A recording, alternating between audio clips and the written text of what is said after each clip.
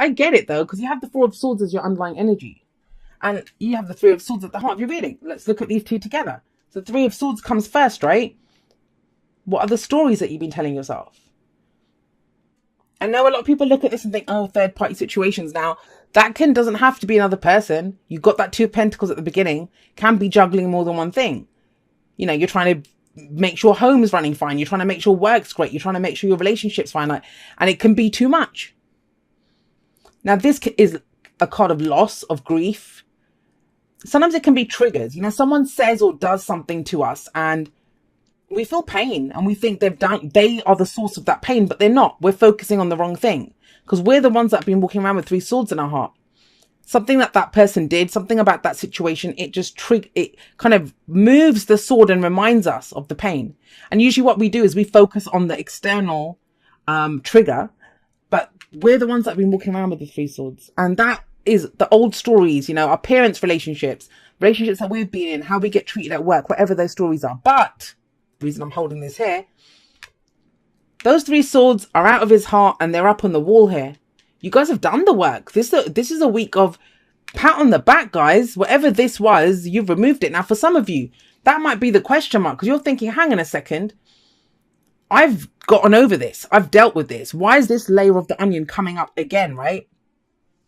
I don't think it is. I mean, with the Prince of Pentacles, the Knight of Pentacles coming up here, you guys have obviously put some work into this. You might have gone slowly. You might be dealing with an earth sign, you know, Taurus, Virgo, Capricorn, but the signs don't own the cards. And I don't know who else got this. I don't know if it was Aries. I think it was Aries, but somebody else got this kind of energy too, where this is kind of very slow, making sure things are done properly energy coming up here. And it accelerates. I think they got the Eight of Wands. You got the King of Wands here. This is about going for it, really going for it. He's not going to rest.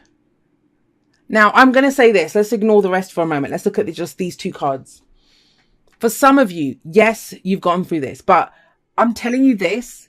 If you think, okay, well, that happened to me or that was, you know, whatever the story is, we all have a story that we tell ourselves. And I'm saying this to you with love and compassion. Yes, you went through some shit, no doubt. When the Three of Swords comes up, even the Four of Swords, I know there's been something here. The Four of Swords can be taking a break, taking a step back, not talking. You know, you're allowing your energy to, you're allowing yourself to recover. It's kind of what I talk about in the outro. And I get that, and that's crucial. But I think the healing might be done, guys. I mean, maybe that's why you were taking it slowly. But you know, when you've been on pause, it might be that you kind of like this kind of taking a step back, being on your own, just resting, recovering, healing in mind, body and spirit. This could be time of work, time not talking to someone. General readings, energies can play out both ways. Whoever this is that I'm talking about, they did need the time off to rest and heal. No doubt.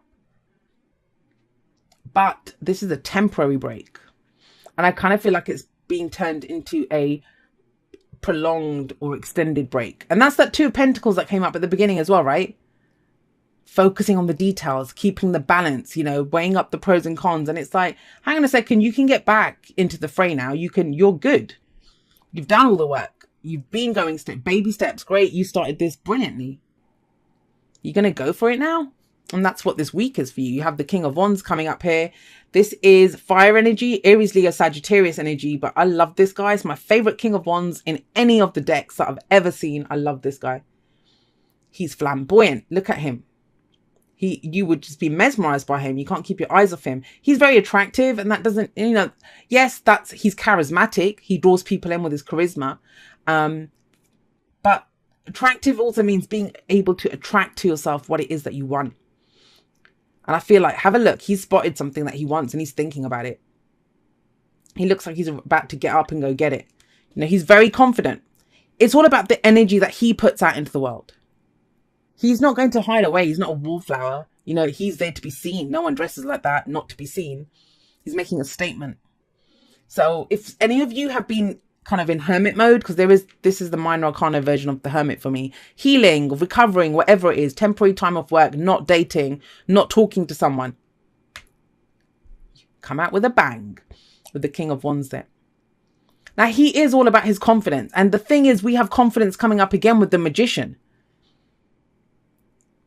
The thing with the King and Queen of Wands is they're like the celebrities. They're there to be seen. They're in the spotlight. They know what they have. They know who they are. You know, they're very physical beings. They're not afraid to act. Passionate, creative. And here, the magician or the alchemist here is saying, you have the knowledge to get what you want, guys. You have all the tools. And I think you've done all the healing, guys. With this kind of pain, you are very aware of what your triggers are. You've gone some way on working, like both of these cards say that. It's been slow, right? It's been going slowly. You've been dealing with this. Beautiful. You're going to use what you know now.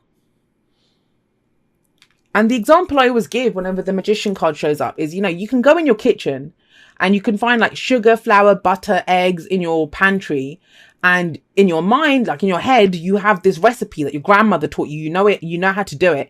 So you have this recipe, but you don't actually have a cake, right? You have all the components needed to make the cake. And that's him. He has everything that he needs. You have everything that you need. But you need the confidence to combine all the ingredients.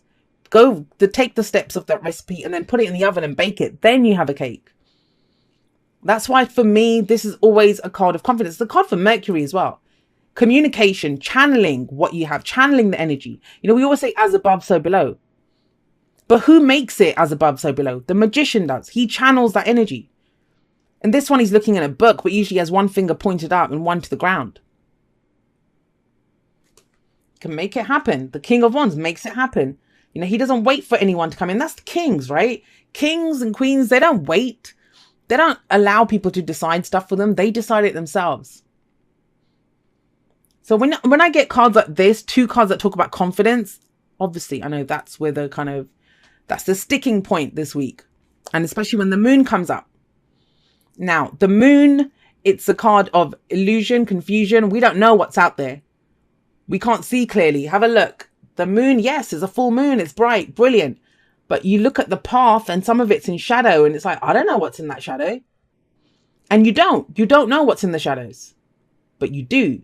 Because what happens? We start telling ourselves there could be a wild animal there.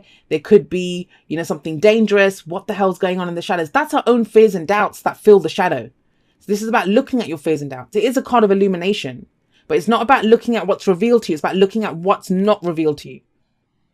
And that's where I think a lot of you are going back to this place where you have already pulled out those three swords. I mean, yeah, he's pulled out the three swords, but he has a fourth sword here. That's his sword of truth.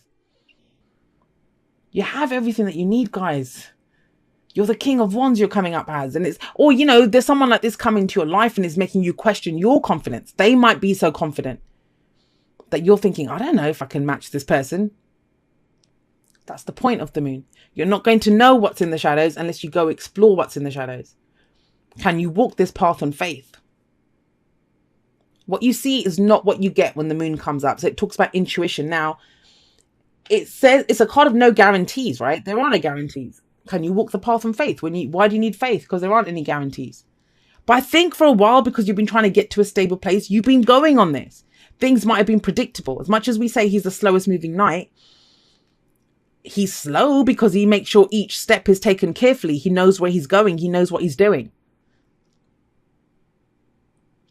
Don't think you have that luxury at the moment. It's more about, can I go ahead? You know, can I put aside the fears and doubts? And the reason that this is coming up, because it's to do with some previous situation. That's what I'm getting. And I do feel like you've overcome it. You might not realize the extent to which you've overcome it. And I think this situation will show you that. That, hey, I'm not that person anymore. I don't walk around with three swords in my heart anymore. This can't really hurt me. I have my sword of truth. I'm just worried about what's in the shadows, right? Okay, let's pull you some oracle cards and see where else this goes. Confidence, confidence, confidence, Gemini. Demonstrate love. Find out what is important to the people you love and act on it. And that's the whole thing with the King of Wands. He acts on everything that he wants, every impulse, his passions, he goes for it. He's a king, you know, he has mastery over his suit. In his light, you know, in his highest vibration, in his lowest vibration, let's go there first. The lowest vibration of the King of Wands, which, you know, I don't usually see it with the kings, but that's pride, that's anger, that's lust, that's all of the passions run amok, right? But in his highest vibration, he's creative. He's very giving. He's very magnanimous. Like he wants to give to everyone. That very Leo energy, like a Leo that's in their light, where they're so generous. And it is generosity.